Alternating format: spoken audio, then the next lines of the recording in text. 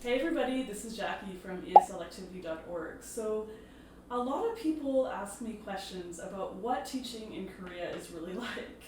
They want the inside information if they're deciding if they want to go to Korea or maybe go to some other country.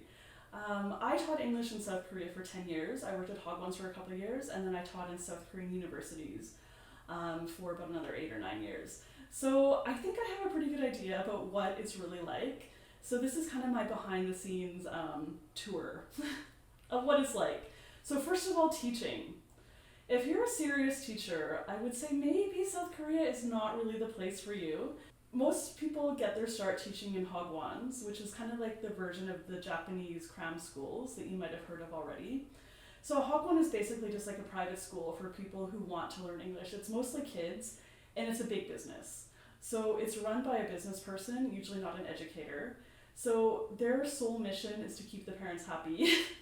Lots of flashy things, these impressive Christmas concerts, that kind of thing. All these textbooks, little like gadgets, whatever, kind of flashy things. I think there actually is some teaching, but that's actually not your main purpose. Your main purpose is to keep the kids happy and to keep the parents happy. If you're in a public school and you have a Korean co-teacher, I've never taught in a public school, but a lot of my friends have just said you're basically a human tape recorder. So the Korean teacher will say, oh, say this, and then you say it, and then the students repeat after you. I mean, if you have a degree in teaching and are going to Korea to actually teach, you might find it pretty frustrating. I know a lot of my certified teacher friends have. University is a little bit different.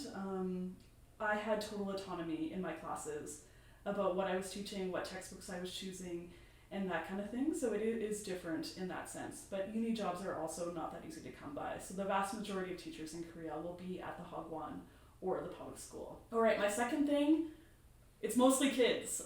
So if you like teaching kids, Korea might be the place for you. However, adult jobs are few and far between. I mean, there are university jobs, there are some adult Hagwons, but probably I want to say like maybe 95% of the teaching jobs in Korea are with children. In some cases, very young children, so preschool kids, even like 3 or 4 years old. So if you don't love kids, Korea might not be the place for you. It can be a pretty tough way to spend your days.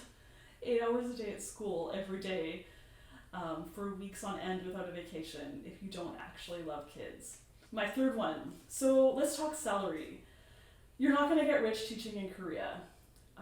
When I went to Korea for the first time, when did I go? Like 2002? 20 years ago. That seems like a long time ago. I don't really want to think too deeply about that, but in 2002, my starting salary was 2.2 million. And kind of by the time I left Korea about 5 years ago, my salary was up to like over 3 million won a month, which wasn't bad. I mean, I could save money and I did some overtime at my university. I did a bit of private teaching. So I was able to save a good amount of money. However, starting salaries today are still 2.1, 2.2 million. The starting salaries are the same today for Hagwon teachers or public school teachers than they were 20 years ago.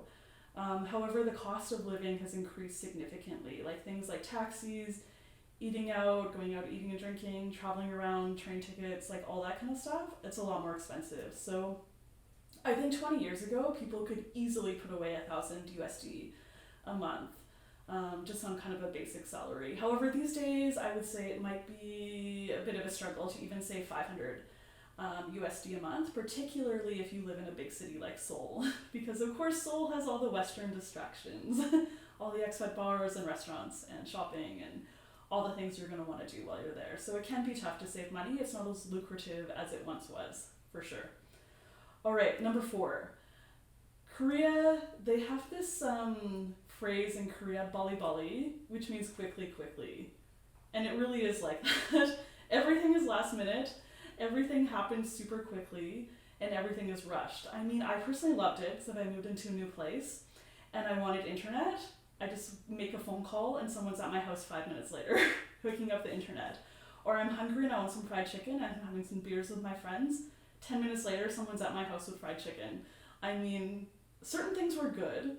However, when it comes to like teaching or education, there was kind of this like push for like even very little kids to be in school for very long hours a day, and there was very high expectations for them. They didn't really sleep enough.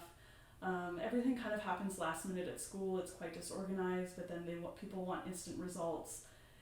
We're learning a language, that's not really how it works. Instant results are kind of like not even a thing when it comes to learning a language. So it was interesting. It was very different than Canada, which people kind of move like sloths here, and everything happens very slowly in Canada. So it was a bit of a shock for me. I mean, I like it to some degree, but it was stressful at the same time. So teaching in Korea is a real job. And I mean, I made this mistake when I went there my first year, teaching at a Hagwon. I thought it would be like this kind of glorious vacation in some other exotic country. However, the reality is I only got 2 weeks of vacation. So I was actually at school for 8 hours a day, 40 hours a week, for 50 out of the 52 weeks of the year. And there's kind of no way around that. It is a real job. So don't go to Korea thinking that it's this amazing vacation. You will actually be working and will actually be doing a job there, which is fine. I used to travel around on the weekends and stuff, but it does get tiring for sure if you have that mindset of like, I'm gonna travel, see everything, go everywhere, and then you go to work and do 40 hours at work the next week at a Hagwon teaching little kids. It can be a bit grueling for sure. All right, and finally, if you're an expat in Korea, it's super easy to make friends. So everybody's new, everybody's kind of coming and going, everyone's open to making new friends. So it will be a great experience for you, and there's lots of different expat clubs and that kind of thing. So it kind of was the experience of a lifetime, and I have no regrets about going there and then how long I stayed there. However, the reality is often not what the recruiters tell you to get you on the plane. So just go there with like an open mind, but also be a little bit savvy about things like salary, and it's actually a job, and you're going to be teaching kids and that kind of thing, and you'll be fine. All right, so if you want more information about what teaching in Korea is really like, check out my blog, teachinginakoreanuniversity.com. And if you like this video, please hit like, subscribe, and I will catch you next time. Bye, everybody.